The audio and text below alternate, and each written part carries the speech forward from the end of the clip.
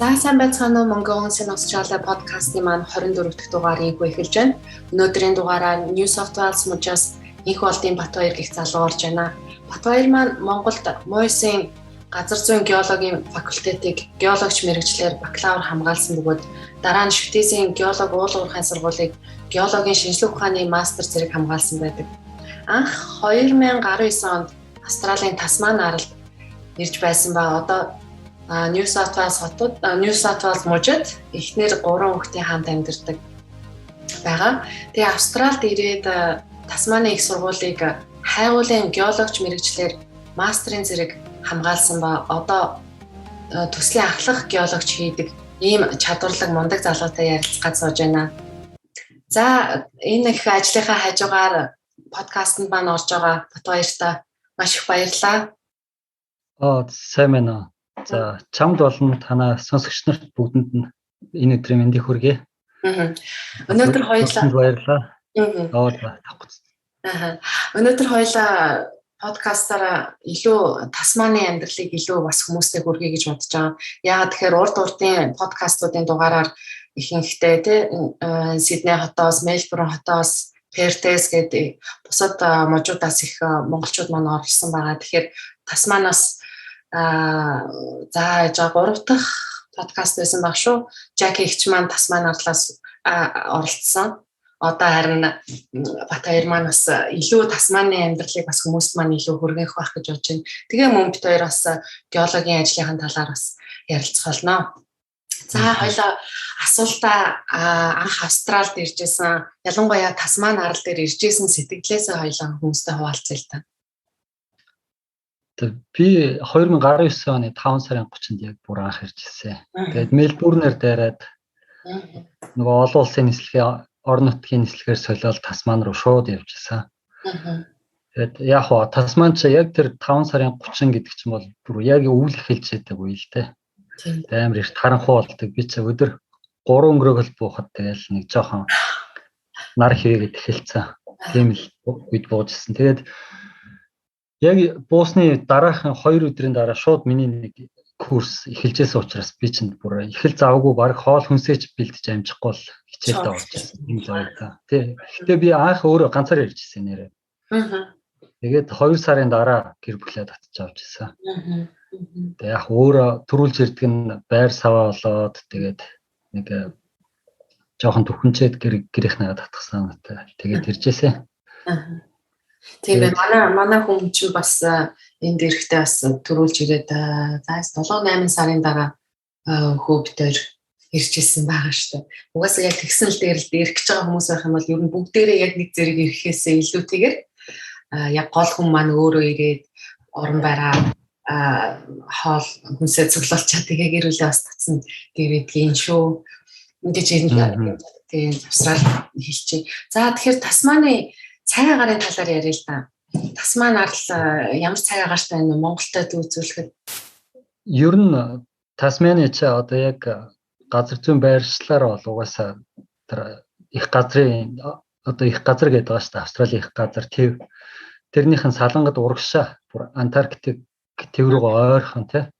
Тэгэхээр илүү их нөгөө сэрүүн уур амьсгалтай. Тэгээд илүү их яг өвлийн улиралтай бол нар нь илүү ирж жаргадаг. Тэгээд зундаач гэсэн ер нь нэг тэгж айган бөхчм халуун байгаад тахгүй гоё сэрүүвтер халлаа гэтэл 30 хүрдэн штэ. Өвөлдөө бол нэлээд сэрүүхэн. Тэгээд сэрүүхэнд нэг тийм жиндөө яг ялангуяа байшин дотроо тэгээд энэ тасманчуудтай уулзахлаар чи та нар Монголоос ирсэн. Юундаа таарсан гэж асуудал байгаа зү. Би бол тэгэл тэр болгон дээр тайлбар хийгээл явтыг. Үгүй манай монголчин хүүтэн сэрүүн эрсдэс хүүтэн мөн үнэн. Гэхдээ бид нар чи яг нөгөө тохирсон дулаан хувцас өмсөө гарчдаг. Гэр дотроо бол ингээд ийм нийтийн халаалттай тийм тохилог гэртэй бол тийм дулаахан байдаг. Ийм муухай жиндүү гэр дотроо даарч суудаг гэж ярьдیں۔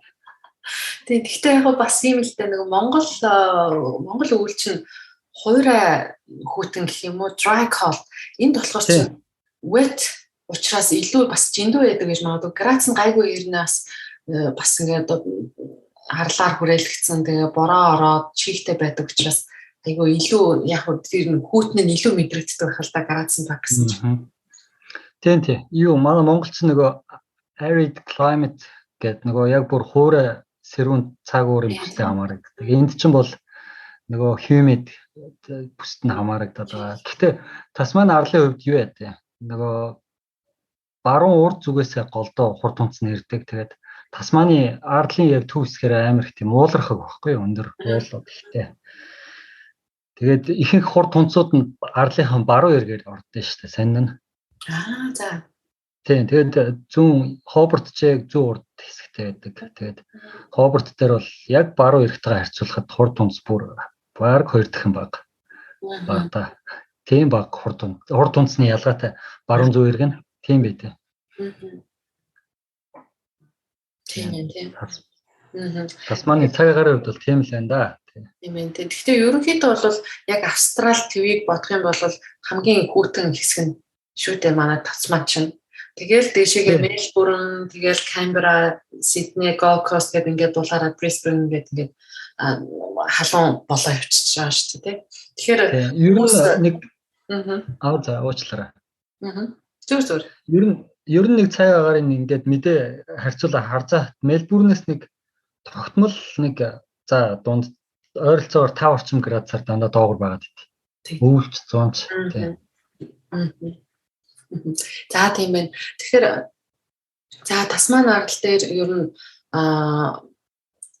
монголчууд маань хэр их байна вэ? Хэдэн ер нь монголчуудын холбоо гэж байна уу? Хэдийн хэмжээний тооны монголчууд байна? Юу анх нөгөө Тасман руу ирэхгээл одоо би ч Тасманы их сургууль сурах гэж байгаа учраас нөгөө өөр сонголт байхгүй угаасаа. Тэгээд би чинь бас ийш Тасман руу зорж ирдэг шалтгаан нь юу вэ гэхээр нөгөө судалгааны ажил хийх гэжсэн. Супервайзер нь их мундаг хүн байсан учраас заавал зорж ирсэн. Бас курсууд нь айгүй тийм сонголт сайтай, айгүй мундаг курсүүдтэй. Яг зорж ирсэн. Тэгээд хамгийн гол нь нааша зорж ирэх гээд идэг.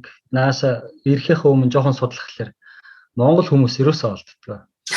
Тэгээд тэгж явж байгаад нэг юу яасан юм аа. За би одоо группийн нэрийг буруу хэлчих магадгүй. Гэхдээ Mongolians in Tasmania ч үлээ нэг team group олсон. За. Тэгсэн чинь дотор нэг 10 хэдэн хүн байв шүү. За. Тэгэхээр тэгэл пост бичэл үлдээсэн. Join хийж аваад би Тасман руу очих гэж байгаа юм аа. Ингээд хүн амт маань Монгол хүмүүс байна уу гэдэг.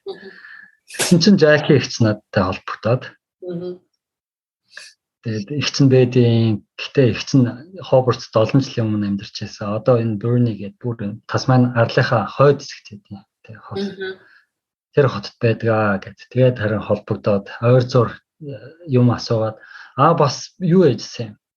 Бас нэг залуу олсон би уулна. Нааша ирэхээ хүн. Тасманы их сургуульд яг геологоор гэхдээ тэр залуу маань ганц зөрг гэ залуу. Хуур сурж исэн. Тэгээд тэр залуу бас надад айгүй их зүг чиг өгсөн. Одоо их сургууль дээр ирээд тэгдээн. Тэгэхгүй ер нь бусд хотууд руу бол харьцангуй монголчууд ихтэй. Тэгээд нөгөө ирэхээс өмнө судлахад бүр харьцангуй амар хэлбэр байгаа байхгүй. Бүр тэр битэл хурж ирээд ингээд буцаж байгаа оюутнуудын байр савын тавилга мавилгатай ч гэдэг юм ингээд баг ингээд тохиролцоод аваад үлдчихдэг. Тийм байдаг штэ. Өөр хотуудад ч. Тэгсэн манай Тасманд ч өөр тийм байхгүй. Тэгээд Jackie их ганц зөр хоёрлыг зөвлөлсөн штэ намайг анх очиж байхад. Тэгээд яг намайг ирэх үед бол бүр Хобартад нэгч Монгол байгааг ганц зөр буцсан байсан. Тэгээ яг л наваг ирэхэд бол би ганцаараа тэгээд бүр ямар сайндаа эхлээд ирчээд нөгөө утасны SIM карт ч байгаа штэ. Тэгээд SIM картгүй байна гэдэг чинь нөгөө Google Map байхгүй болчихно гэсэн. Тэгэл нөгөө сургуулийн интернетийг сайн ашиглаж газрын зургийн сайн харц харцаагаал гараал халах чиглэлээ зөвлөлээ. За хотын төв тэр хавьд нэг Vodafone байгаа гэл.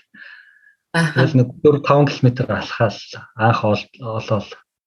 Нэг юу ирсэн өдрийнхөө маргааш бүдээс хойш нь нэг жоохон уц муцтай болоод нэг газрын зүг баримжаатай болоод тэгжсэн шүү дээ. Яг ганцаараа тэгэл. Тэгээд чи 2019 оны юм ярьж байгаа шүү дээ тий. Тий 19 оны 6 сар. Тэгэхээр ер нь их л цөөхөн л байна да манай монголчууд мөн тасманд. Зүг бол. Тэгээд манайхаас хойш харин одоо 2-3 хүн одоо 2 гэр бүл 3 гэр бүл гэж хэлж болох юм байна. Ирчээд нэг нь бутсан, 2 нь одоо тэндээ байгаа. Хобарт хоттой. Хобарт хот. Тэгээ Жаки их чинь тэр Хонберни гэхэлэр бүр бас аваа. Тэгтээ бас нэг монгол хүнтэй таарлаа гэдэг. Манай тэр монгол холбогддгүй тийм ганц нэг монгол хүмүүс байдаг юм шиг санагдсан шүү дээ. Аа. За тийм ээ. Тэгээ энэ Тасманы түрээсийн байрны ханш юу ямар байд юм бэ? Хүмүүс манай аян сонирхож байгаа хямдхан гэж би бол зүгээр төсөөлж байна. Хямдхан байх гэж бодож байна. Юу хямд байж чаддгүй. Тэгээд яг хөө түрээсийн байрыг шууд үн ханш гэхээс өмнө би нөгөө бас нэг жоохон оршил хэлсэн зүгээр юм шиг байна. Тасманд байр олно гэдэг бүр үнэхээр амар том өрсөлдөөн. Амар хэцүү. Тэгэд яг хөө зүгээр ийм байт юм байна. Шууд Монголоос Тасман руу ирэх гэж байгаа хүмүүст бол ялангуяа гэр бүл аваад ирэх гэж байгаа хүмүүст бол би зүгээр хэвээр бити тэгж азаа соргол гэж хэлэх юм аа. Яг тэр юм байт юм байна. Энэ сүүл надаас хойш одоо энэ Сиднейгээс нүүж очисон 2 гэр бүл бол тэр байр сав олох тал дээр арай асуудал багтаа байгаа байхгүй юу? Тэр хүмүүс чинь яагаад тэгэхээр нөгөө Австралийн rental history үүсцэн байдаг.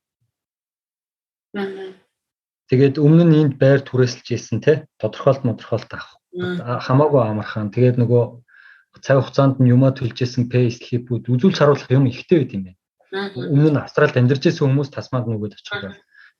Тэгэхгүй яг би чинь шууд яваад очиж байр олддгоо. Тэгээд тэнд чинь яагаад Тасманд тийм байр сав хэцүү байдаг вэ гэхээр Тасман чи өөрөө яг нөгөө нэг Австралийн аялал жуулчлалын гол бүс нутаг нь багхгүй юу? Тэр Green Islands-тэй бүр амар гоё ногоон. Тэгээд нөгөө дэлхийн өвд бүртгэгдсэн дархан цаазтай тусгай хамгаалттай ч юм тийм зөндөө газруудтай. Тэгээд бүр яг тийм нэг гоё байгальтай гархан зугаалах гэж очиж байгаа хүмүүс их очдог. Тэгээд хуучны одоо юу гэвэл оршин суугчдын одоо тэр байрнуудаа ихэвчлэн дандаа нөгөө Airbnb болгоод хөргөцсөн нөгөө жуулчдад зориулаад тэгсэн ирнээсээ эргээгээд нөгөө нэг сүүлийн жилүүдэд нөгөө энэ Melbourne, Sydney-гээ том хотууд чинь нөгөө PR болох байсан шүү дээ. Энэ нөгөө regional бус руу очиж ажиллаж амьдрах юм бол нөгөө PR авахд автоматар нэг хэдэн оноо өгдөгчлээ. Тэрнээс хойш Тасман руу бас нүүдэл судал амар ихсэн юм шүү. Тэгээд ер нь давхар юм болоод тэр жинхэнэ нөгөө нэг юу гэж яриад байгаа хэрэг тэр хүмүүс чинь accommodation crisis гэдэг тэр чинь юу гэж хэлмээр юм. Одоо бүр байр орон сууцны хямрал үүссэн. Хомсдол бүр хямрал гэж яриад байгаа байхгүй тэрийг. Тэгээ Хобарт чинь тэлээд бас нөгөө баруун талдаа тэр том уулнуудтай Mount Wellington. Тэгээ хоошоо урагшаа нэлээд хэлсэн. Зүүн тал руугаа Хобарт хотын чинь хувьд яг ингээд голоор дээрүнд гэдэг нэг том голоор тусгаарлагдсан баруун зүүн гэдэг. Тэр Жаки ихчийг амьдарч байх тэр 2000-аад оны ихээр бол бүр тэр зүүн талд нь за аэропорт нь байсан. Тэгээд нэг цөөхөн хэдэн айлууд байсан гэж яриад байгаа. Одоо бол бүр тэр зүүн тал нь баг тэр баруун Хобарт хуучин тэр Хобартын төв байсан баруун талын эрэхтэйгээ бүр дүүцгэж тийм том болоод өргөжсөн. Тэгэхээр нэсэл байрны хомсдолтой байгаа. Тэгээ байрны хомсдол үүсээд байдаг бас нэг шалтгаан юу юм шиг байна. Нийтийн тээвэртэй холбоотой байж магадгүй. Бүр зах руугаа явчихлаар нөгөө тийм нөгөө юу байхгүй шүү дээ. Метро. Train байхгүй. Тий. Тэгээ нийтийн тээвэр нь автобуснууд байхгүй юу?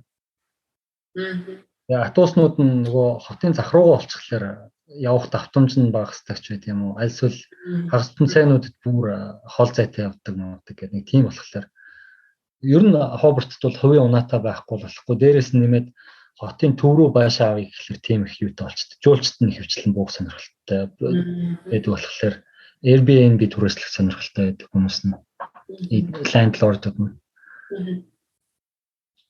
Тийм л үү. Тэгээд ханш гэж ярьсан. Тэр ханш ч бол манайх 2 bedroomтэй юу байсан? House байсан. 2 давхар. House livingтэй, garage-тэй. Шүү. Тийм. Тэгээд юу ч манайх ч бол 375 гэдэг байсан. Ерөнхийдөө манайх ч бас нэлээд жоохон зайтай талдаа шүү. Хотын төвөөс. Аа.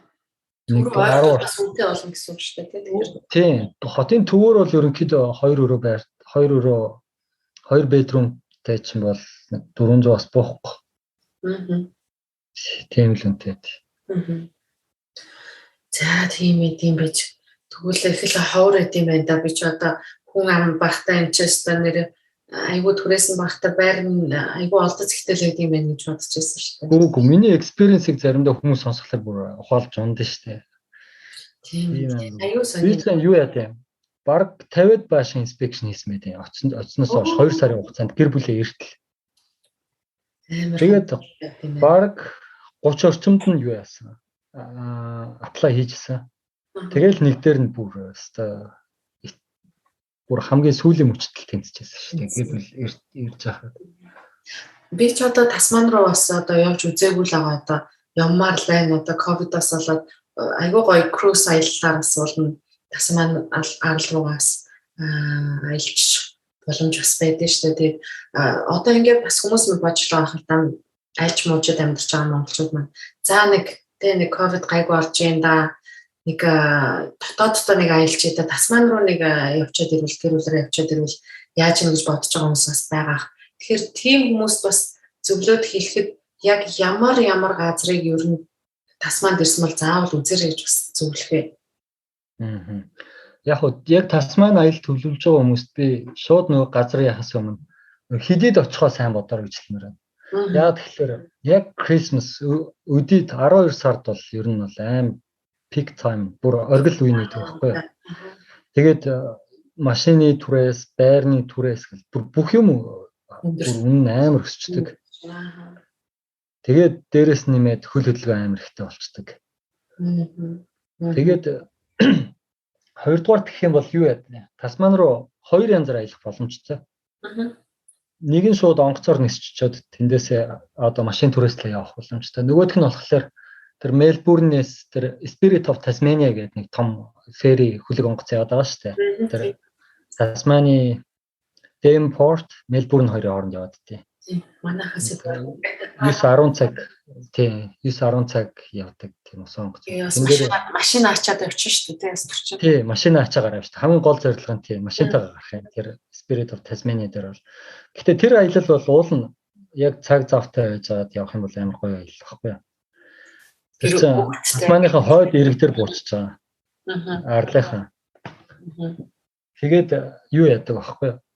Арлаа бүр баруун талаар нь тойроод баруун эргээд байгаа зуруудаад Хобартт очоод Хобартт очиж үзэх юмнуудаа эргэн тойрондоо үзчихэд буцаад зүүн эргээд байгаа тоошоо ерөнхийдөө баг арлаа бүтэн тойроод буцаж ирээд юу таа явцдаг. Замдаа кемпинг. Тий, замдаа кемпинг хийх боломжтой зөндөө газруудтай. Кемпинг хийх нөгөө машинтайгаа бүр кемпинг хийдэг шүү дээ. Тийм газрууд ч байгаа. Тэгэхээр 12 сард би бас битээ очороо тэгээд 2 боломж нь тийм байдаг. Харин зугаалах газруудын хувьд Тасманы одоо яг Хобартын эргэн тойронд явах намайг очиод ингээд би бас хүмүүст ингээд янз янзын газруудыг очиод үзээч гэл ингээд санал болгоод тэгээд манай эхнэр болохоор намайг чи хүмүүст ингээд тулгаад байна шүү дээ. Хүн хүний сонирхол өөр шүү дээ. Үнэхээр л яг хүн хүний сонирхол өөр гэдэг юм билээ. Зарим нэг юм хүмүүс бол тэгэл зөвхөн Тасман ихлээр байгальд солиод байгальд зугаалах гэж очдөг байх. Зарим хүмүүс ч яг нөгөө эргэн тойрны төвөг соёл дурсгалын газар мазар. Тэгээд үзэх юмнууд зөндөө. Тэгээд хамгийн гол нь тэр юунууд байгальтай ойрхон юмнууд үзээгэл зөндөө олон хүрхрээнүүд. Тэгээд тэр Mount Wellington гэдэг уулын өрөөдөр гараад Тасманыг тэр чигт нь одоо Тасман биш ээ. Хобартыг тэр чигтэн дээрээс нь харцдаг. Тийм уул би өндөр уул. Тэгээд Порт Артур гэдэг нэг бүр дэлхийн өвд бүтээгдсэн төвөг соёлын дурсгалт газар байдیں۔ Тэр хуучин ер нь бол зүгээр шорно л доо. Тэгээд хүмүүс тэрийг үзэх гэж очиход би юу яа гэдэг тэр австралчууд Тасманд очиод ингээл за танаа Тасманы юуг үзэх вэ гэхээр ерөөсөө тэр өөрийн Тасманууд бол бүгд яг тэрийг л санал болгодог байхгүй. Порт Артурыг үз манай төвөг соёлын хамгийн чухал дурсгалт газар гэдэг. Тэр нь болохоор ерөнхийдөө энэ австралчуудын түүхийг бол мэдж байгаа шүү дээ. Тэгээ нөгөө колончлогчсэн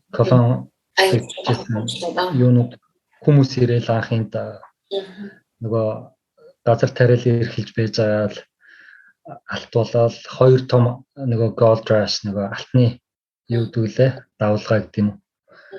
Тийм юм үүсэл амар олон хүн өмнөсөөл энэ тэндээс цугласан хүмүүс. Тэн дотроосоо энэ одоо энэ тэр дотроо байж байгаа бүр болохгүйс нөхдүүд энэ тэр Тасман арлын тэр Порт Артур гэж шорон руу цөлдөг байсан юм л дээ.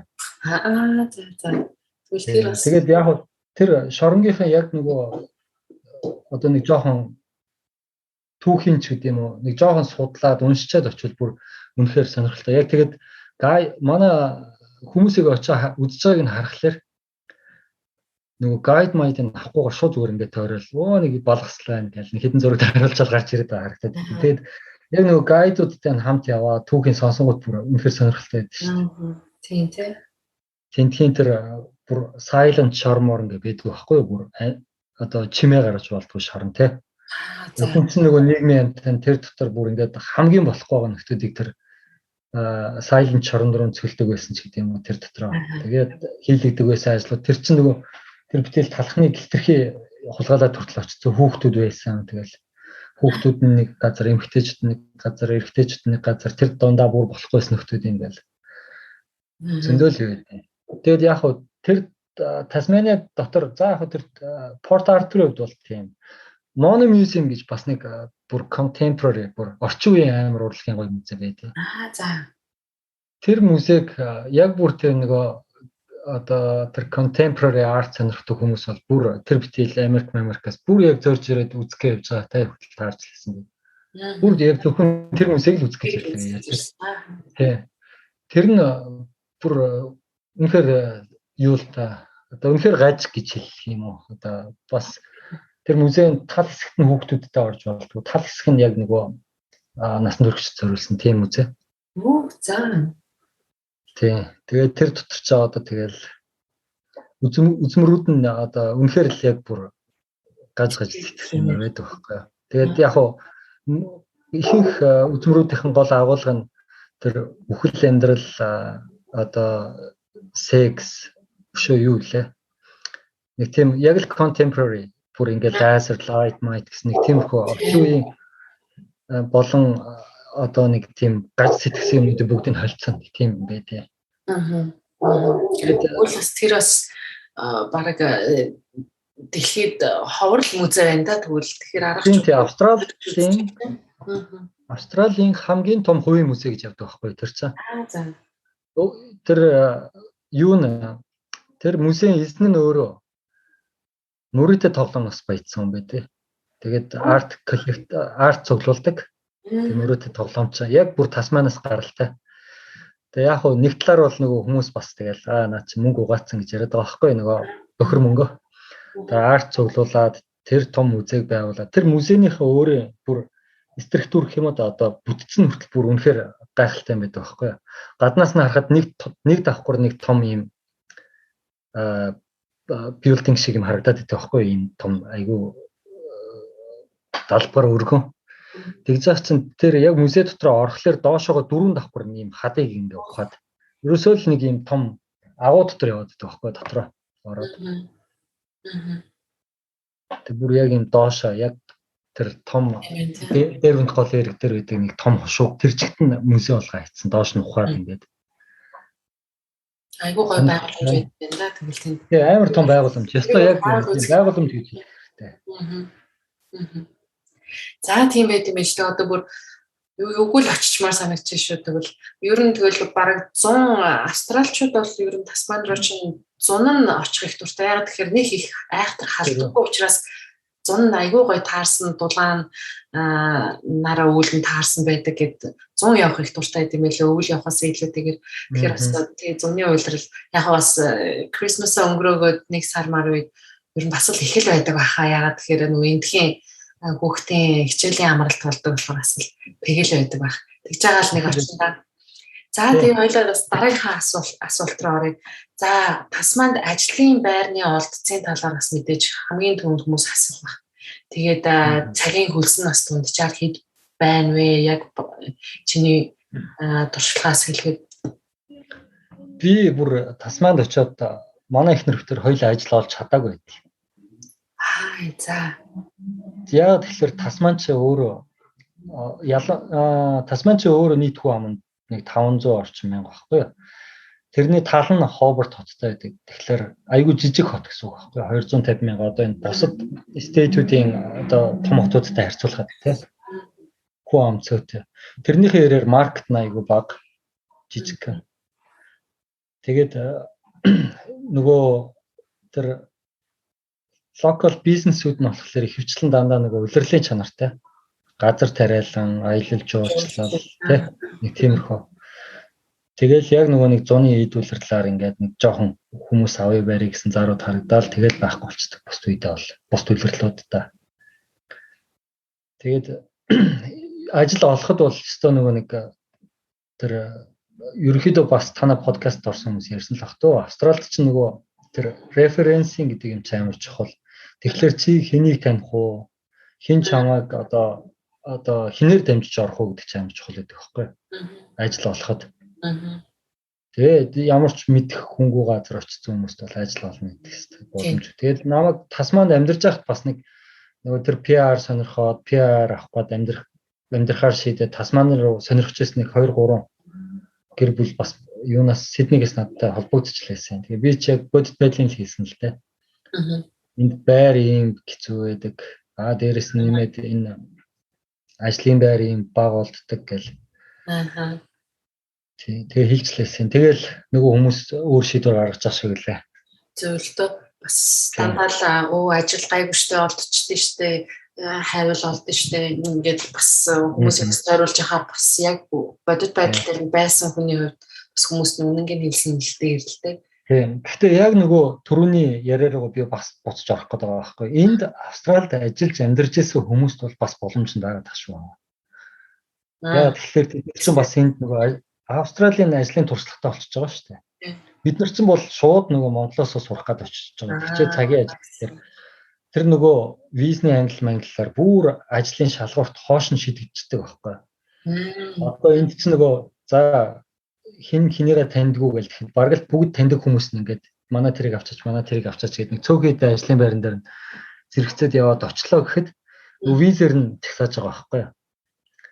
За эхлээд бол мэдээж шууд нөгөө уугуул Тасманы оршин суугч байх юм бол шууд тэр хүн номер 1 сонгогдох хэвээр. Дараа нь permanent resident байх юм бол тэр хүн сонгогдох хэвээр.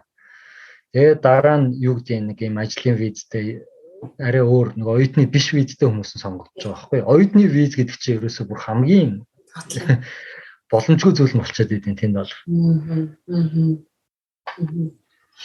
Тийм ээ. Тэгэхээр ер нь цагийн хөлсний хувьд за ажил оллоо гэхэд ер нь дунджаар хэдэн долларын цалин авах цагийн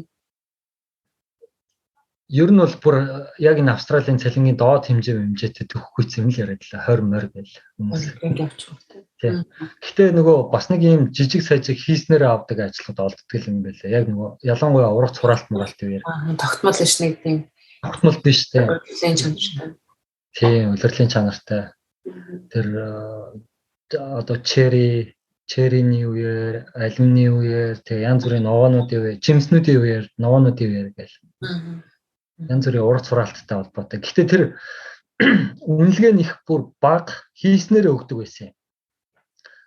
Тэгээд тэр ажлуудын голцоо нөгөө үүргэвчтэй аяллагч нар альсвал нөгөө зуны амралтаараа тэнд амарч байгаа оюутнууд л хийдэг байсан.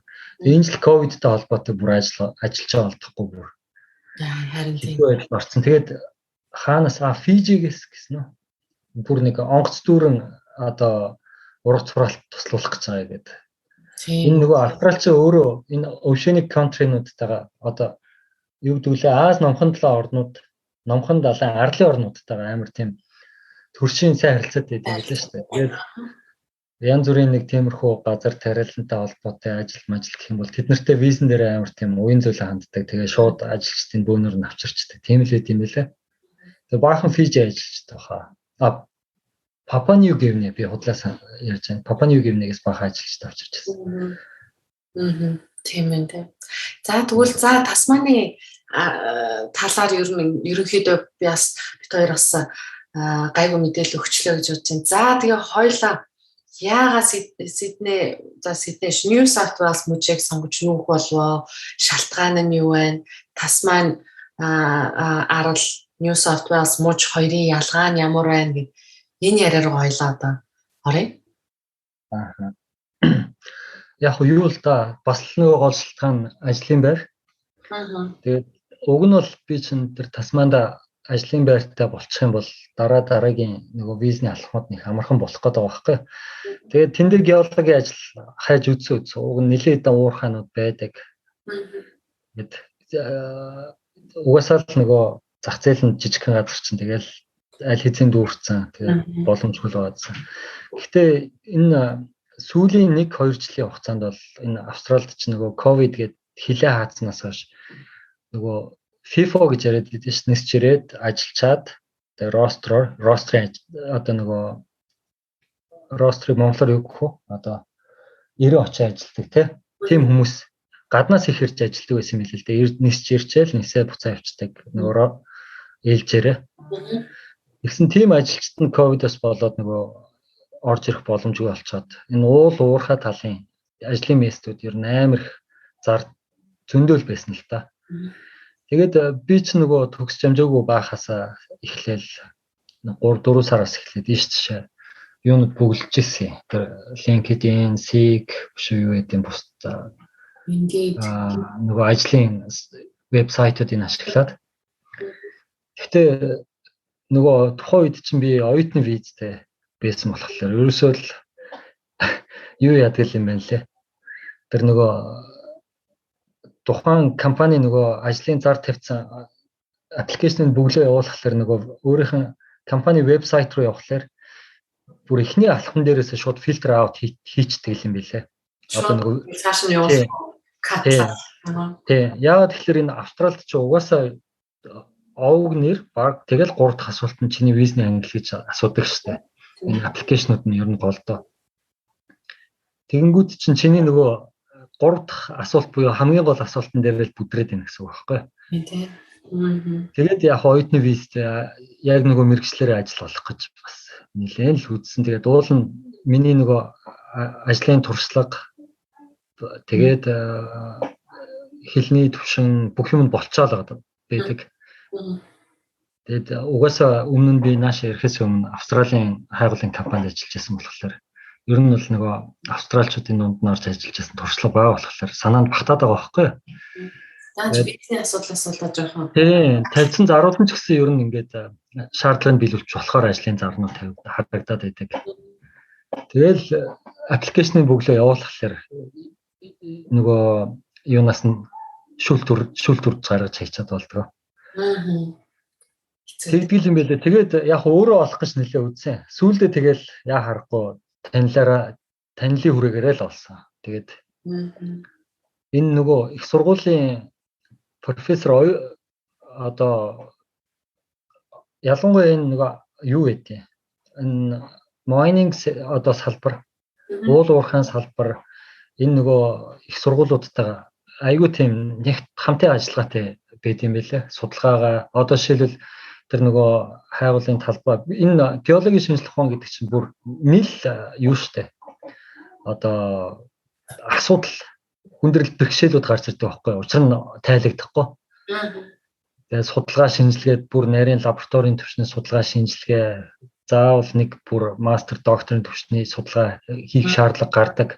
Газар бүрийн геологийн чулуулгын тогтц бүтцэн өөр байдаг. Тэгэл тийм болохоор нөгөөдөл нэг учир нь олдохгүй юм байвал их сургуулийнхантайгаа яг ингээд энэ хайгуулын компаниуд нь энэ уурхай болцсон том уурхайнууд нь бүгд ингээ нэг холбоотой л ажилладаг юм байл л дээ.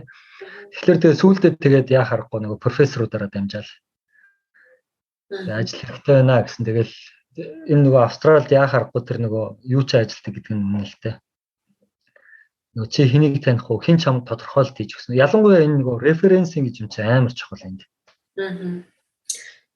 Чиний резюме дээр ямар хүн тодорхойлт хийж өгсөн байна. Тэнд нэг ийм хоёр одоо хүмүүс сайн таньдаг альсвал тэр хоёр хүн одоо олон одоо нэр хүнцээтэй олон танигдсан тийм хүн байх юм бол чи зүгээр амарч газар тэр миний визний нөхцөлийг үл хамааран хүртэл авчлаа байхгүй. Тийм тийм. Тий. Тэгээ яг анх ажил олоход бол бас нөгөө өмнө нь Монголд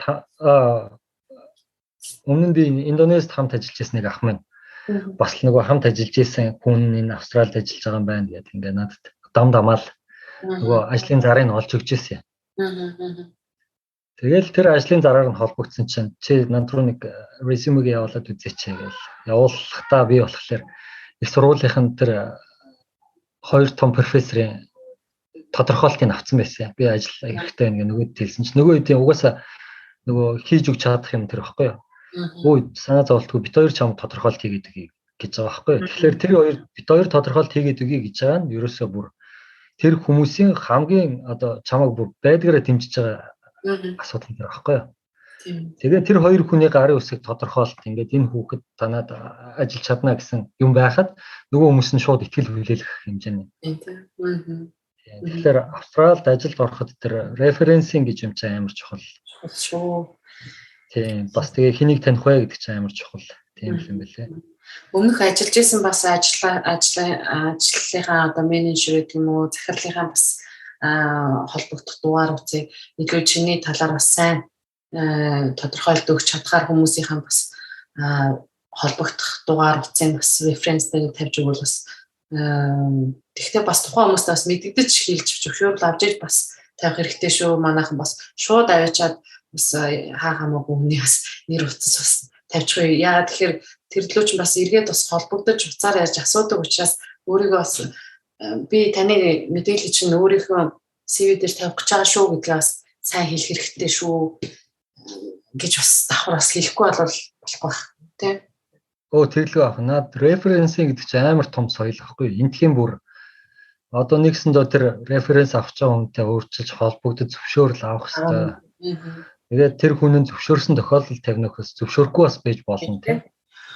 Тэгээд энэ ер нь Австралийн бүх юм нь тийм нэг ихтгэлцлийн систем дээр явагддаг. Тийм учраас тэр референс хийж өгч байгаа нь үнэхээр чамд итгэдэг бол хийж өгнө гэхээс. Тэрнээс ч бас хамаагүй шууд хийж тодорхойлоод байхгүй шүү дээ. Тийм байна. За тэгэхээр Тасман Сидней хоёрын ялгаа ямар байв? За Сидней шүү дээ одоо Сидней л гэж яриад байдаг. Нью Саут Уэлс мужид ирлээ. Ямар ялгаатай байв? Мэдээж айгүй том асар том ялгаа байсан баха. Тий, яг хөө манай гэрчин бол угаасаа яг Хобартаас Сидней рүү нөгөө өрөөд ирчихэж байгаа. Тэгээд Сидней ч бол төвчрлээс авахгүйл би яг л зүгээр нэг ингээ том хотын проблемуудыг жижиг мэдэрч хэлж байгаа юм л да. Тэгээд байрны үн мөн гэл шууд яг хөө зүгээр ажилдаа болчихж байгаа учраас асуудал байхгүй одоо ингээд нөгөө асуудалгүй болоод байгаа байхгүй юу. Тэрнээс одоо Тасманд байдаг ч гээ. Сиднейд амьдэрсэн бол орлоготой энд байсан бол тэгээд байхгүй байхгүй юу. Тэгээ Сиднейгийн давуу тал бол эсрэгээрээ одоо байр савны холбооц их байна. Яг тэгээд ажлын байрнууд маш их байна. Ерөөсөө ямар ч асуудал алгах тий тэр тал дээр бол. Байрны хашин хэд байсан бэ? Гялс асуулт чинь нөгөө. Энэ Сиднейд бол бид хэд энэ 3 бэдтэй байгаа да. Апартмент. Тий 720 таа байсан. 7 хоногийн шүү. Манайхан 7 хоногийн сарын биш 7 хоногийн. Тий 7 хоногийн 720 тэгээд нөгөө газ юм тогон тустай байдаг шүү дээ тий. Тустай. Энэ бол зөвхөн байрны чинь хөлс 7 хоногийн гэсэн. Яг уу Австрал бага хүмүүс бол угаасаа мэдж байгаа. Тэгээд Монголоос хэрэгцсэн хүмүүс байвал тийм. Манайхан бол ямар амар цалингийн сонсол тэгээ цалин гэл эргүүлээд нөгөө байрны хөлстэй тог усны мөнгө тэр юуны мөнгөний бодлохгүй л айгу орлого ашиг нийлүүлэх боцдог л та тийм илүү бас эргээд ямар ч зарлага гарахгүй юм шиг л ямар ч зарлага гарахгүй юм шиг л бодоод эсвэл сарын тэд гэдэг чинь ингээл өрчөөлөө хичээлээр болцааж байгаа юм байна гэлээ. Тэгэхээр бас энэ чинь татвар айгүй өндөр авдаг газар байгаа. Тэр үднээсээ ч тэр хүмүүсийн татвараар бас хүмүүсээ бас эргээд харж ханддаг бас сэтгэл хөвгөлтөө бас зарцуулдаг байгаа ийм орон улс байгаа шүү. За тийм байна. За тэгээд хоёлаа за ажил дээр хоёлаа бэрхшээл гэхээсээ за тэр асуултнаас өмнө хоёлаа яагаад тийм Батбаяр маань геологч гэдэг энэ агуу мэрэгчлийг сонгох болсон бэ. Айгүй ховор мэрэгчлэлтэй. Ер нь хэр гаргийн юм яахгүй. Ер нь ихэнхдээ аккаунтант юу гэдгийг те тэгэл хэлсэн явдаг л да. Тэгэхээр яагаад заавал геологч гэж. Би миний ер нь хүүхэд нас тэр юутай холбоотой. Тэр Сэлэнг аймгийн Мандал суманда хамаарат байт юм аа. Тэр хаан хинтийн дархан биш хаан хинтийн тусгай хамгаалттай хонь нуг гэж газар байдیں۔ Бүр байгалийн үзэсгэлэнтэй гой газар л да тусгай хамгаалттай. Тэгээд айл амтнч багтаа бас бүр байхгүй гэж хэлж болохоор тийм газар байхгүй. Тэгээ манай ээж ах тэнд байгаль хамгаалагч хийдэ. Улсын одоо байгалийн байцаагч хийдэг байсан. Тэгэл миний хүүхд нас ч одоо 100 болгон тийшээ очиж амардаг байсан. Тэгээд ер нь их байгальд туртай. Байгаль дунд өссөн. Тэгэл гоолтой устай яг л өрөө гол их төрөлтэй өссөн. Тэгээд намайг тэнд байхад 6 дугаар ангид байх жилээс баха. 10 жилийн 6 дугаар ангийн хүүхд байхад л нөгөө Германы Göttingenen их сургууль, Монгол улсын их сургуулийн тэр биологийн факультетууд хамтраад тэнд ийм биологийн бүр одоо тэрийг юу гэдэг юм бол суурь судалгаа гэдэг юм уу? Бүр ингээд цогцоор нь судалгаа хийжсэн. Тентхийн амтан шавж, хорхоо шавж, гол усны одоо усны амтан шавж гэл бүгдийг нь ер нь яг бүх цогцоор нь шуу муу гэл судалгаа хийдэг одоо гадна дотны нийлс судлаачд хэрдэг байсан байхгүй. Тэгээд нөгөө биологч ч өөрсдөө юу яадаг. Судалгаа хийгээд одоо тэр битүү хөвч таах штэ. Тийм одоо шигүү ой модон дотор бас ганцаараа судалгаа хийгээ яваад ах чи хэцүү. Тэр дотор чи эмэгтэй биологч нар их байдаг. Намайг жоохон хүүхэд байхад л тэгэл лекцтэй туслаад нэг хамт яваад өгөөч тэгээ чингээч альсвал ахтаа туслаад нэг хамт ийшээ хонон өнжи явах хэрэгтэй байна. Дээжээ цуглуулах хэрэгтэй байна гэл. Тэр яг нөгөө судлаач намайг нэг тийм юм судалгааны ажил нэг жоохон сонирхол төрүүлэх чихэлсэн юм шиг хүүхэд байхад. Тэгээ ер нь тэгээд нэг хил устай боловсон тийм гоё хүмүүстэй харьцдаг л байсан л да хүүхэд байх саазтай.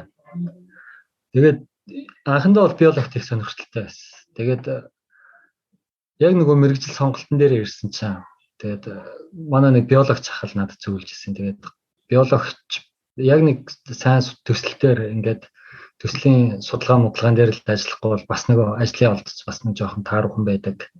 Тэгээд өөрөөр бол зүгээр судалгааны ажил дээр эрдэм шинжилгээний ажилтан тийм л болдог. Жоохон цалин мөнгө тааруу байдаг гэсэн нэг тиймэрхүү ойлголт өгчээсэн тухай үедээ. Тэгэнгүүт нь би за тэгвэл адилхан тийм байгаль орчинтай ойрхон ажиллаждаг шүү. Цалин мөнгө сайтай. Угаасаа ер нь бол одоо нэг нууг хэлэхэд миний үеийн хүүхдүүд ихэнх нь бас нөгөө одоо ирээдүйдээ тийм яг нөгөө баталгаатай биш гэх юм уу. Цалин мөнгө сайтай ажилд амар их тийм сонирхолтой санаа зовдөг тийм л үе байсан. Тэр учраас ер нь тэгээ за тэгвэл уул уурхай геолог тэр тундаа гэж сонгож ирсэн. Тэгэхээр хоёлаа одоо яг эрхэлж байгаа ажлынхаа талаар бас хүмүүс яриа л да. Яг ямар ажил хийж юм төслийн ахлах геологч хийж байжтай. Тэгэхээр тэр ажлынхаа талаар бас хүмүүстэй яриа л да. Энэ ямар нэртэй компани уу те ямар ажил хийж байна. Би одоо энэ юунд ажиллаад байгаа. Kincoro Copper гэж компанид. Энэ Kincoro Copper гэж компани маань болохоор одоо Монголд бас нэлээд удаан доктортой хавьлын үйл ажиллагаа явуулж ирсэн гадны хөрөнгө оруулалттай компаниудын нэг багхгүй юу.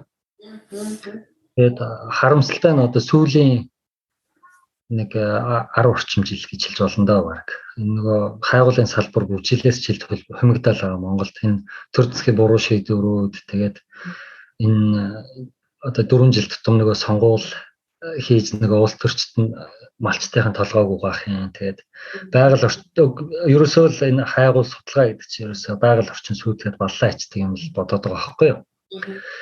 Тэгж яах чинь одоо би энд бүр яг бүр одоо тэр битийл одоо нөгөө байгаль орчинтойгоо зохицох нь битийл бүр газар тариалан гин бүс нутаг дотор хайгуул газар тариалан хоёр зэрэгцээ явж байгааг хүртэл энд харж байгаа байхгүй юу.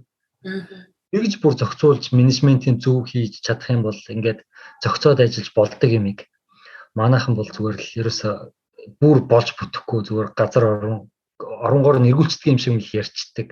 Тэгээд нөгөө яг хөө зүгээр энэ бол хаа газрын тэр нэг хөгжиж байгаа орнуудын тэр нэг юу юм шиг байна л да, асуудал юм шиг байна. Нөгөө ялангуяа тэр хөдөө орон нутагт байгаа хүмүүсээ нөгөө educate хийх хэрэгтэй байдаг. Яг одоо зөв мэдээллийгээр сайн тогтмол хангах хэрэгтэй. Тэрийг нь бас нөгөө хүмүүс нь хүлээж авах хэрэгтэй. Бид нар ч юм бол нөгөө educate хийх гэж үздэг л те. Тэгээд бүр ингээд юуг нь сууг нь хаагаа хийцэн байдаг байхгүй. Нөгөө нөхдүүд нь янз бүрийн ярьсаар хагаад. Эсвэл хайвал гэдэг танаа зүгээр бэлчээрч талхлаа байхгүй болгоо ичдэг гэх. Тэгэхэд чинь нэг замаа ашиглаад ингээд хайвал хийгээ явах боломжтой байдгаа гэдэг. Би энэ бол зүгээр яг бодцоор жишээн дээр нь харж байгаа л да.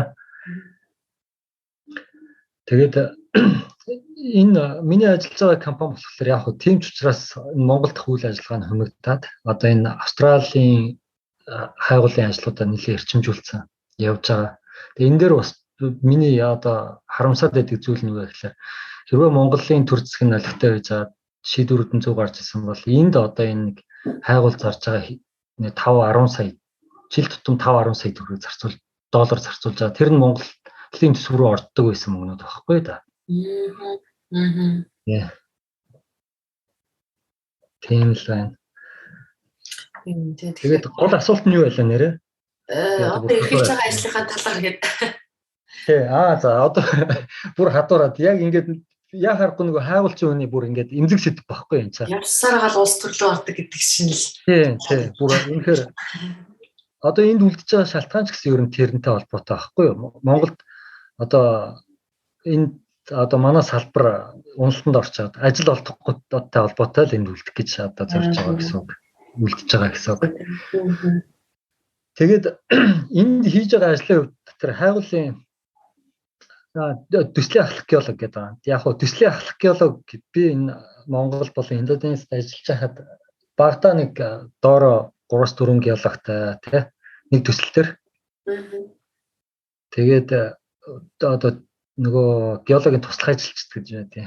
Тэгээд ерөнхийдөө нэлээд нэг төслийг ч авч явахын тулд одоо яг хайгуул идэвхтэй явагдаж байгаа нэг төслийг ч авч явахын тулд нэг дөнгөж эхэлж байгаа төсөл төр бол багадаа нэг 4-5 тэгээ бүр томроо төсөл нь амжилттай яваад хайгуулын ажил нь өргөжөөд эхлэх юм бол бүр хэдэн 100-аараа тийм том явагддаг л өргөн цар өрөөтэй явагддаг ажил л та. Тэгээ манай төсөл миний одоо ажиллаж байгаа төслийн хувьд бол дөнгөж эхэлж байгаа төсөл. Тэгээд одоогор бол нөгөө нэг Австралид геологчдын хомсдол гэх юм уу да. Ялангуяа New South Wales энэ Виктория орчинд энэ геологч нар их хомсдолтой байгаа гэж яриад байгаа. Нөгөө стейтүүд хоорондоо хилээ хаасантай холбоотой юм байлээ л дээ. Тэр Queensland, Western Australia ч нөгөө уул уурхайн гол бүс нутгууд нь тэрүүгээр их геологч нар нь байдаг. Тэгээд нөгөө стейтүүд хоорондоо чөлөөтэй зорч болохгүй болохоор энүүгээр их ажлуудыг хүмүүс сонирхгүй. Тийм. Яг хөө нэг талаараа энэ ч гэсэн надад боломж олгосон л доо ажил болох. Тийм. Тэгээд энэ одоо хийж байгаа ажил бол яг Сиднейгээс баруун тишээ 400 орчим километр яваад нэг Трандл гэдэг нэг жижиг яг газар тариалангийн бүр таун ахгүй юу? Газар тариалангийн бүр гол бүс нутаг. Эргэн тойрон битүү том одоо Канола гэд нэг юу ургамлын тос байдаг шүү дээ. Канолагийн тос. Тийм Канола тийм шүү юу байла? Буудаа нэг тиймэрхүү газар тариалангийн бүр айгүй том талбайнуудтай. Тэгээ яг тэндээгээр чинь бид нар чи хайгуул хийгээ яваад байгаа. Тэгээ Монголоос ялгаатай гол юм нь одоо Монгол болон Австралид ажиллахын ялгаатай гол зүйл нь юу вэ гэхээр Монголд чи ингээд бид нар хөдөө орон нутагт хайгуулын ажил хийгээ явахлаар нөгөө яг одоо хөвчлөгдсөн газрууд гэж байдгүй шүү дээ тий. Одоо нийтийн эзэмшил одоо яг нөгөө малчтан тэгдэж шүү дээ. Энэ манай өвлж та нар манай өвлжтэй ойрхон байна. Манай хавар одоо цуслантай ойрхон байна ч гэдэг юм тий. Яг нөгөө тэр нь газрын одоо бичиг цаасан дээр юу яатсан байхгүй. Одоо нөгөө яг өмчлөгдөөд эрхийн бичгийн батлагдсан юм байхгүй тий. Тэгэхэд чи энэ Австралид яг ялгаатай нь юу вэ гэхээр одоо бидний хайгуул хийж байгаа бүх талбайнууд дандаа хувийн өмчтөр хийж байгаа байхгүй юу. Нөгөө энэ New South Wales энэ мужийн одоо засаг захиргаатайгаа тохиролцож зөвшөөрөл авахаасаа гадна нөгөө бүх фармруудтай бид нар танаа дээр одоо ингээд нэг 6 цаоног өрөмдөх гэсэн юм аа. Тэгээд нэг цаоног өрөмдөхэд хэдэн төгрөг төлөё. Тэгээд нэг цаоногоо тэдээс тэдний хугацаанд дуусгахъя гэдэг ингээд нөгөө фармруудаа тохиролцсон. Тэгээд дээрэс нь нэмээд ер нь бол бүх юм ингээд тохиролцоон дээр үнэлж явдаг. Тэгээд инээдтэй нөгөө эзгүй тал дээр яг ингээд замаа дахиж явж байгаа л эзгүй тал дээр зогсоол өрөмдлөг хийгээд ажиллаа хийдэг байсан хүмүүс чинь. Одоо энэ чинь нөгөө нэг фармын эзэдүүдийн хашаануудыг дамжиж тавьхаар хаалгануудын заавал нээсэн. Энд ерөөсөө яг бүх юм тийм байт юм байна. Тэгээ одоо яг нэг айлын газарт одоо зөвшөөрлөө аваад орсон бол нэг юмд хүрсэн бол тэр газар хаана вэ? Тэр юм хаана вэ? Яг буцаагаад байранд тавих хэрэгтэй тий. Нэг хаалга та нарыг ороход хаалттай л байсан бол онгойлгож орчоод буцаага хаах хэрэгтэй. Тэгээд тэр дотор нь ороод хоёр дахь хаалга нь нээлттэй байсан бол тэрийг хаах ёсгүй нээлттэй хөрнөл өрөх хэрэгтэй ч гэдэг юм уу. Ерөөсөө яг тэр анхны нэг 2 3 тэр фармын эзэдүүдийн хашааны хаалга онгойлгоход шал өөр мэдрэмж хэлжсэн ч надад юу вэ та. Тийм. Ер нь тэгдэж шүү дээ. Одоо энд чинь ингээ хурдны замаар явхаар ерөөсөө тийм эзгүй хоосон тал гэж ерөөсөө байхгүй. Бүгд ингээ хашаад газар байсан чинь ингээл ерөөсөө хашаагаад би бас нэг өрөвдөлтөй юм бас одоо ингээд зэрлэг кенгуру ер нь зэрлэг амьтдад айгүй өрөвдмөр дандаа тэр хашаа юунуудыг чинь бас давж харааж агаад бэртэж гэмтэх өгөж өргөцсөн бас тэгэл өөрсдийн зэрлэг бас нэг тийм дунган байгаль гэдэг юм баг байхгүй болсон юм шиг санагддаг байхгүй хаач усан хашаа татсан байдаг тэгэл бүгдийг товчлаад эзэмшээ татсан байдаг юм лээ. Тийм. Яг хөө тэр голдуу хашаалцсан байгаа газрууд ч юм бол нөгөө нэг газар тариалангийн бүс нутгууд хүн оршин суудаг гол бүс нутгууд байгаа. Энэ Австрали ч нөгөө талаараа бол харин ч бүр тэр нөгөө нэг тусгай хамгаалттай байгалийн үзэсгэлэнтэй газруудаа бүр айгүй сайн авчулж чадсан улс орн. Бүр тэргүүрээ бол дэлхийд дээгүүрт орох байх шүү. Бүр ч харин би тэгж бодоод идэв. Энэ ялангуяа энэ Тасманы бол бүр 30% нэлээ. Би буруу санааг бол 30 гаруй 3/1 нь л бүр юу байдаг. Тэр байгалийн тусгай хамгаалттай тэр одоо нөгөө байгалийн нөөц гэсэн тиймэрхүү ангилалтай газрууд байгаад идэв. Ерөөсөө тэр хүн амьтан амьдрах боломжгүй кемпинг ихтэй хүртэл зөвшөөрөл авч ордог. Тийм.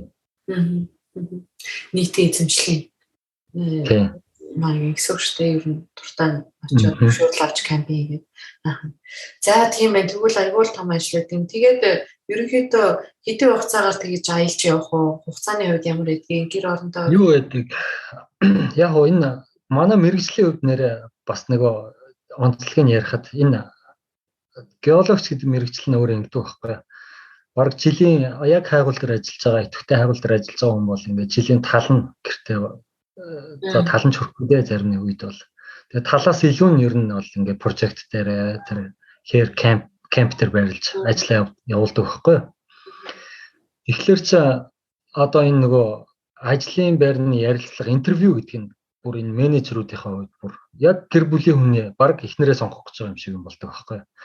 Тэр хүн одоо жишээлбэл ингээд тэр хүнийг ажлын байран дээр сонгохдоо мэдээж нөгөө нэг мэрэгжлийн ур чадвартай байх хэрэгтэй тий.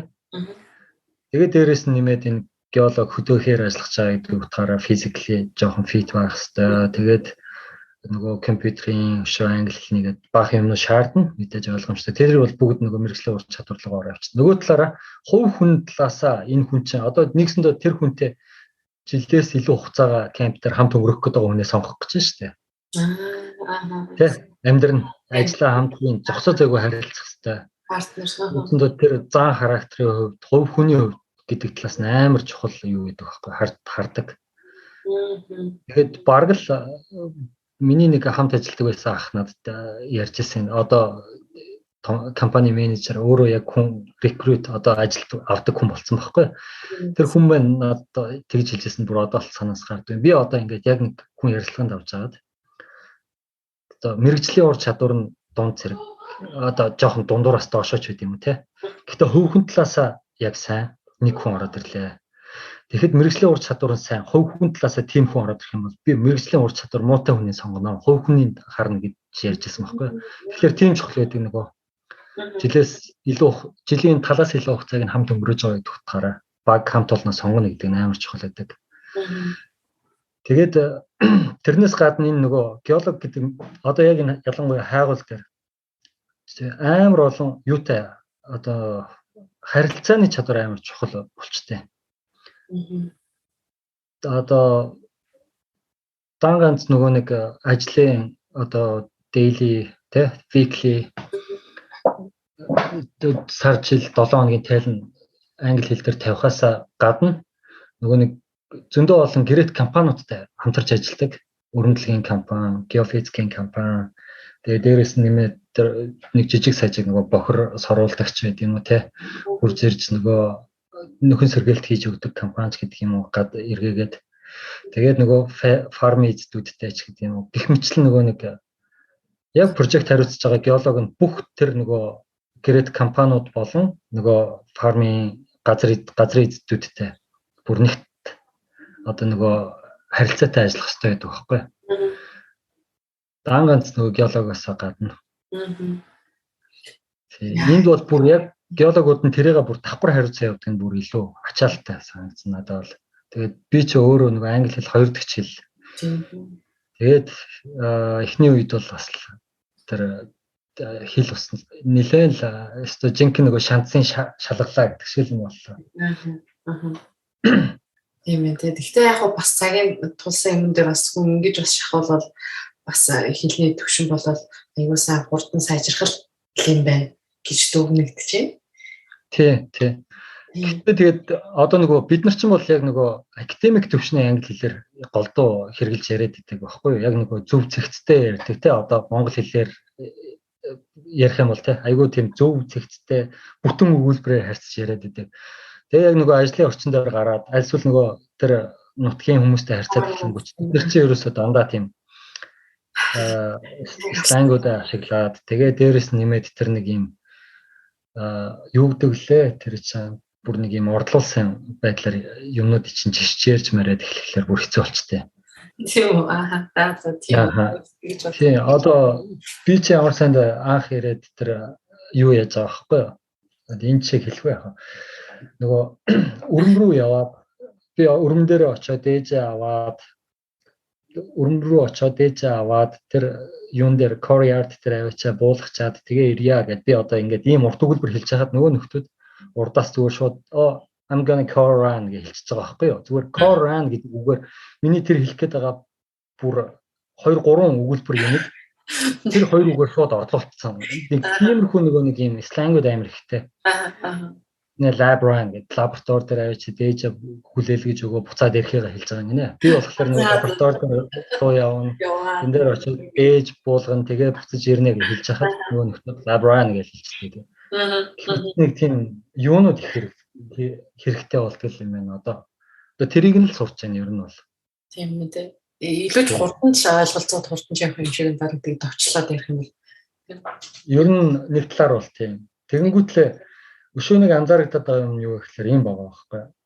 Энд чинь нөгөө нэг бид нар чинь нөгөө нэг энэ австрал хүмүүсийн сленг л бол сленг яриад байдаг. Зарим нэг би энэ нөгөө арай хөгшин хүмүүстэй ярьж сууж агаад сурсан сленг нөгөө залуу хүмүүстэй байхдаа ашиглахлаар нөгөө хэд нь саад онцно. Чи яахаараа ийм хөгшин сленг сурт, ийм хөгшин үг хаанаас сурсан гэдэг. Ингээд нөгөө залуучууд болсон сурсан үгээ хөгшин хэлэхлээр зарим нь ойлгохгүй, альсэл зарим нь бүр ингээд ийм сайн үг хаанаас сурсан ингээл. Тэгээд яг ямар нөгөө насны хүмүүстэй ямар сленг ашиглах вэ гэдэг чинь бас чухал хэлж байна шүү дээ. Тийм үү. За ерөнхийдөө хоёулангийн подкастын ер нь цаг ер нь дуусах төгсөж байна. Тэгээд сүүлийн асуултыг би инженеруудын дуу хоолой төрийн бус байгууллагын талаар бас хүмүүст бас дуулгаасаа гэж хүсэж байна л да. Тэрнийхээ талаар хоёулаас товчхон хүмүүстээ бас байгууллагын талаар яри танилцуулъя. За инженеруудын дуу хоолой тэгээд яг нөгөө Facebook group болон нөгөө пэйж нь болохоор Voice of Engineers гэдэг байгаа л да. Тэгэд энэ төрлийн бус байгууллагыг одоо жилийн өмнө энэ Австралид инженер мэргэжлэр сурч төгссөн залуучууд санаа нэгдээд хамт байгуулж исэн. Тэгээд бүгд ер нь мастер болон түүнээс дээш зэрэгтэй тийм салбарын инженер залуучууд байгаа. Тэгээд манай төрийн бус байгуулагч одоогоор яг нөгөө анх үүсгэн байгуулсан гэж байгаа 7 одоо Австрали сургуульд авсан инженер залуучууд байгаа. Тэдний 3 нь одоо IT-ийн инженер, Сидней их сургууль, Queensland-ийн их сургууль, Мельбурний RMIT гэдэг сургуулиудыг төгссөн. Тэгээ эрчим хүчний инженер бас RMIT-ийг төгссөн нэг залуу бий. Барилгын инженер залуу бий. Энэ Сиднейгийн UNSW-ийг төгссөн. Мөн юуны Queensland-ийн Griffith-ийн тэр нисхийн инженер бас залуу бий. Тэгээ би өөрөө бас байна. Тэгээ Тасманы их сургуулийг геологч мэргэжлээр төгссөн. Ийм залуучууд нийлж байгуулж ирсэн. Тэгээ бидний яг хуу энэ Voice of Engineers гэдэг төрийн бус байгууллагыг байгуулснаас хойш түрүү жил яг одоо Монголын 10 жилийн сургуулиудыг төгсөх үеэр 5-6 сарын үеэр үйл ажиллагаануудаа гол төлхөө энийг ярихаас өмнө юу яах хэрэгтэй юм бэ? Нөгөө байгууллагынхаа зорилгыг төрүүлээ хэлэхэд манайх ч ерөнхийдөө гол зорилго чиглэл нь болохоор одоо инженер мэргэжлэр сурах сонирхолтой хүүхдүүдийг одоо илүү дэмжиж мэдээллийг хангах тий цааш мэргэжлээ сонгоход нь туслах. Мөн цаашлаад одоо Монголд инженерийн салбарын нөгөө стандартын гажуудлууд маш их байдаг. Бидний стандартуудад одоо дуу хоолойгоо хүргэж одоо зөвчгтэн одоо засч сайжруулах юм дээр дуу хоолойгоо хүргэх тий. Тэгээд мөн цаашлаад одоо инженер мэргэжлэр төгсөх гэж байгаа залуучууд одоо шинэ ажлын байран дээр гарахт нь бас тус төхөн болох. Их сургуулийн одоо инженер мэргэжлэр сурж байгаа залуучуудыг нөгөө төлбөр дээр нь ч гэдэг юм эрдэм шинжилгээний хурал мурал зохион байгуулад тэгээд төлбөр мөнгөн дээр нь тусалцаа үзүүлэх гэх мэтлэн маш олон юмнууд одоо ингээд бод төлөвлөлөө хийгээ явж байгаа бид нар. Тэгээд түрүү жилийн хувьд бид нар нэлээд олон одоо одоо онлайнаар холбогдоод энэ Монголынхаа өнцөг болон бүрийн 10 жилийн төгсөх ангийн сурагчдтай уулзалт хийсэн. Тэгээд төрөл бүрийн инженерийн мэргэжлүүдийн одоо онцлогуудыг ухуулан таниулсан одоо сургалт гэх юм уу презентацийн бэлтэж бүгдээрэнд нь ярилцлага хийж бүтэн өдрийн нэг тийм юмнууд хийсэн. Нэлээд хэдэн сургуулиуд дээр. Тэгээд цаашдаа бас одоо бус ажиллагаанууд нь бол хийгдээ явж байгаа тийм л байгууллага байна да. Тэгэхээр айгүй зүйтэй сайхан үйл ажиллагаа хийж байгаа энэ сайхан мундаг залуучуудтай баяр хүргэе сонсогчдийнхээ өмнөөс. Баярлалаа. За тэгээ ерөнхийдөө хоёулын ярилцах цаг ингээд дуусч байна. Тэгээд энэ их ажлынхаа хажуугаар тэгээ гэртээ байгаа энэ богинохоо тий жилээс богино хугацаанд байдаг энэ цагаасаа бас ингээд бид нарт ингээд сайхан өөрийнхөө туршлагаасаа Тасман арлын талаар өөрийнхөө геологч мэргэжлийн талаар ярьж өгсөн Батбаяртай маш их баярлалаа. Тэгээд цаашдын ажил амьдралд нь өндөр амжилтыг хүсье. Баярлалаа. Чамд ч гэсэн ажлын амжилт хүсье. Тэгэд энэ ч одоо би бол тэгж бодоод энэ нөгөө нийгмийн хариуцлага гэж байдаг шүү дээ. Чиний энэ подкаст ч гэсэн одоо энэ хүмүүст мэдээлэл хүргэж байна. Энэ нийгмийн хариуцлага маш сайн ухамсарлаж хүмүүст одоо тусалж байгаа нэг хэлбэр баггүй тий. Ялгаагүй би гэсэн танай подкаст оролцож одоо чадах бүхнээ жоохон ч гэсэн мэдж байгаа зүйлээ Тасманы оюутны амьдрал ямар байдаг талаар жоохон ч гэсэн юм хэлж чадсан бол тэгээд болоо. Чадсан манайхан бол ер нь их олон сайхан комментууд орж ирдэ штэ. За би яг Перт хотыг зорих гэсэн айгүй олон хүмүүс оруулж аваад баярлалаа.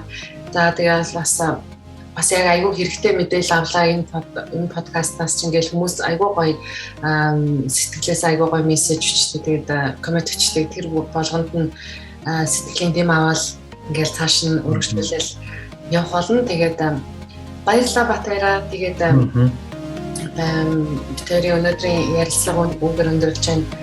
дараагийн подкастаар уулзтлаа баярлалаа. Тэгээ та бүхэн subscribe хийхээ мартаа хийгээгүй нь одоо яг subscribe дараарай. Тэгээд New South Wales мужаас Батбаяр Мельбурн хотоос цаанаа толгуурлаа. За баяртай Батбаяр. Баярлалаа.